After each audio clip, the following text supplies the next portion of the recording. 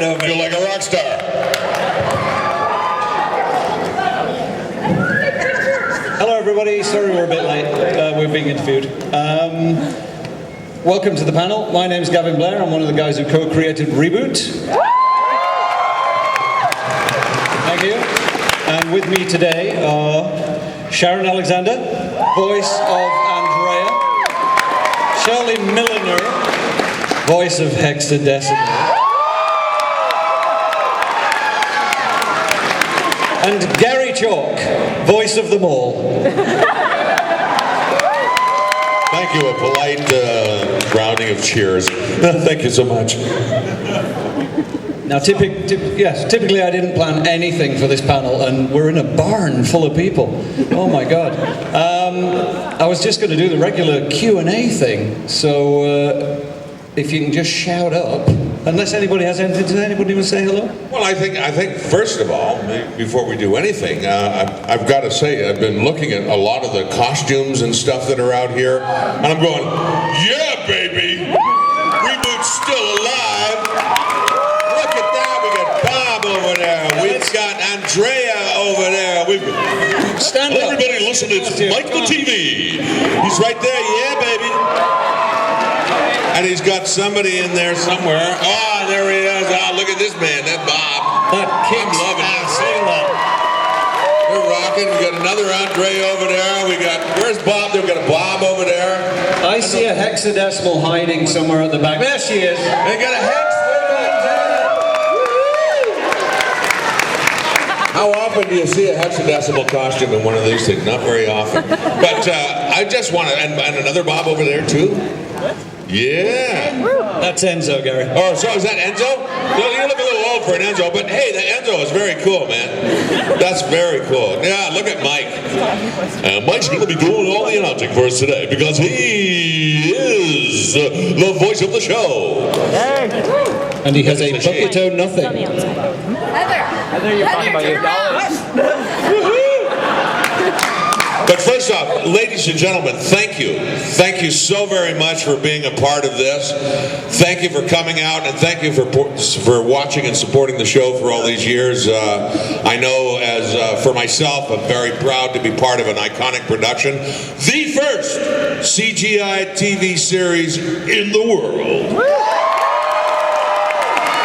And where did it come from? Right here in Vancouver, BC. Put us on the map. That's all I have to say. I got to say, it's been amazing, an amazing journey from the time when we first started recording the show until now, and we see all these people who just, and I got to tell you, I watched the show and I love it still. I love all the in-jokes. I didn't get them until one day somebody said, look at this book, and I think it was your book. Gavin gave me this book, and all the inside jokes and references, and I went, I finally get it. I finally get it. There's some great gags in the show, and then when you look at it after reading the book, you go, ah-ha-ha! That's funny. I'm liking that. But as I say, I'm just proud to be a part of it, and proud to still be here, and really happy to come and chat with you guys. Let's hand it over to Shirley, Hexadecimal.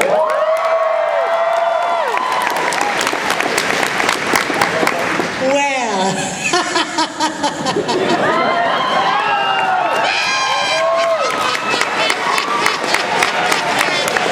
oh, I think I love you all.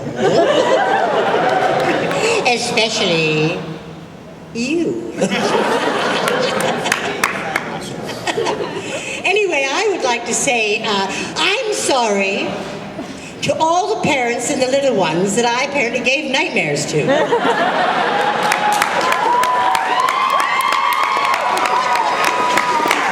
But maybe it stopped some bedwetting? I don't know. But it has been an absolute delight for me. And Hexadecimal leaves an actress like myself absolutely tension-free.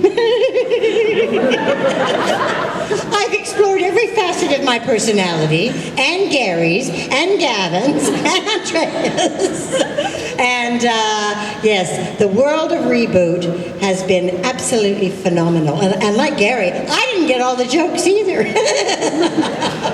So those of you who have bought the book, you'll get them too now. Anyway, I don't have much more to say except I love you all. Thank you.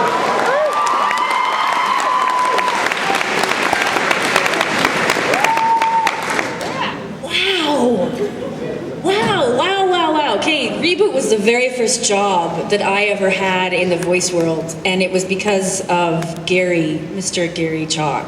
And I told this story a few years ago at one of these. I was working in TV and I'd worked with Garry, and he said, hey, there's a character on this show that I do, this little show, and they're gonna age her, she's gonna grow up, and I think that your voice would be a good transition from little Andrea's. And Garry worked with me, and I stunk. I didn't get it at all. I couldn't do the microphone. Anyway, I got the job. And I walked into I don't know how, I drugged Gavin. But I walked in, I remember the first day of recording, and these people had all worked together, and I'm working with like the top voice talent in anywhere. And the energy, Shirley said earlier, the energy that used to be produced in this room, we'd stand in this little horseshoe, and these guys were the fourth wall, behind the glass, and we'd stand in this horseshoe, and the energy that would come out, I think translates into the show. And I always feel like a little bit of a fraud when I'm here, because it's like I would have paid to be Andrea. And I love her, and I love this, and thanks for having me.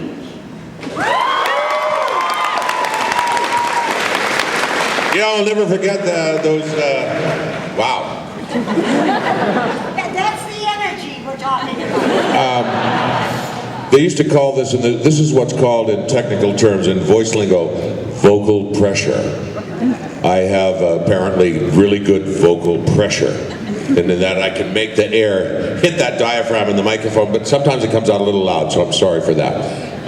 Anyway, I remember with Sharon there sitting in my basement, going over my old had this old multi-tracker sitting in the basement. I said, "No, try it this way. Don't try it this way. Don't try it this way." And she goes, "This is hard." No, it's not hard. It's fantastic. You've got the perfect voice for it, and I'll never forget that. And I'm so happy that you got the part, because it was so much fun. Did we not have a great time? Yeah. Yeah, good old Uncle Garry. That's what they call me. It's a different thing to use this, and when you can't see your face and it's not your expressions, and it's not your, there's so many people that go behind the scenes and that make this what it is. All right. A deadly silence. Now, I know that there are some out there that have questions. They want to know something about the show, about Gavin. I'm so sorry that Scotty and some of the others couldn't be here, but Scotty broke his foot, so he played Hack and a few other characters on the show, and some have passed, as you know. But if you have any questions that you'd like to ask, or something that you wanted to know you didn't know, yes.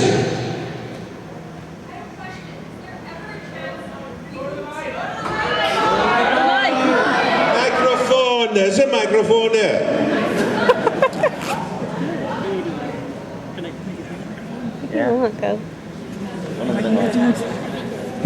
Okay, now I'm at the microphone. I was wondering, is there ever a chance of a reboot of Reboot? A reboot of Reboot? That's a Gavin question. Okay, glad to get that one out of the way. I was actually going to say straight away the status of the reboot, because it's the number one question I get asked. I no longer work at none of the creators these days actually still work at the company that hold the rights to the show. So the rights to the show are held by a company called Rainmaker Entertainment. It used to be Mainframe, now it's Rainmaker. They own the rights to the show, so it's entirely up to them what happens with Reboot. And they are saying that they are working on a movie. They've been saying it for a while, but in this business, it's not unusual for something to take a while, especially a show like Reboot to take off. I think They say that it's dependent on other projects that they've got going, and if these projects work, then they're money, money, money. So they say they're going to do it. I believe them, you know, but you just got to be patient and maybe keep bugging them, just so that they know, that there is love for the show out there. Just keep telling them, just keep saying, look, we want this show, we love the show, we want it back, and then that will urge them to work on it. So there you go. That's the reboot of Reboot question out of the way. And do that before I become a great grandmother. Oh yes, and tell them you want these guys back. I'll tell you what, if it were up to us, we'd start tomorrow. Because we love the show. Absolutely love it. Never get tired of it. If we could figure out a way to make all the numbers and the people who have it controlled to come together and do it, we would do it. But I can tell you right now that the more of you who pressure them, write to them, and say to them, we want it back, it will come back. Because you know what the power of the people is? Yeah, baby. Yeah, baby. Yes, sir. I just want to follow up on that reboot revival question with by asking, do you know if there's anyone that could ever take place of Megabyte? Ooh. Yes, I can answer that. Okay. Yes, I can answer that, and it's not me. No, sorry. This man right here. Oh. He used to read when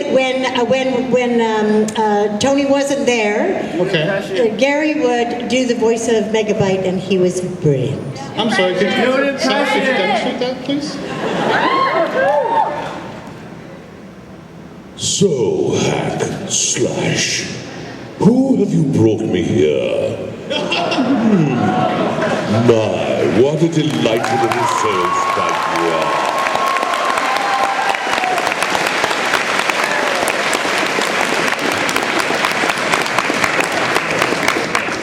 I was wondering, as we all know, Reboot ended on a cliffhanger. How was it supposed to end? They did that comic, but it was kind of not very good.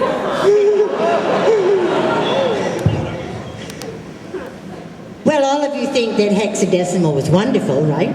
She had... No, I mean, like, she turned a good side. She did a really good deed. She didn't molest Bob.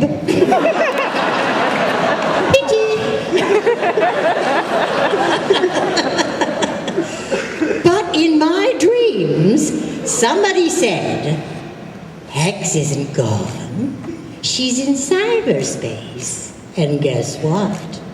She's coming back as all the faces on Facebook.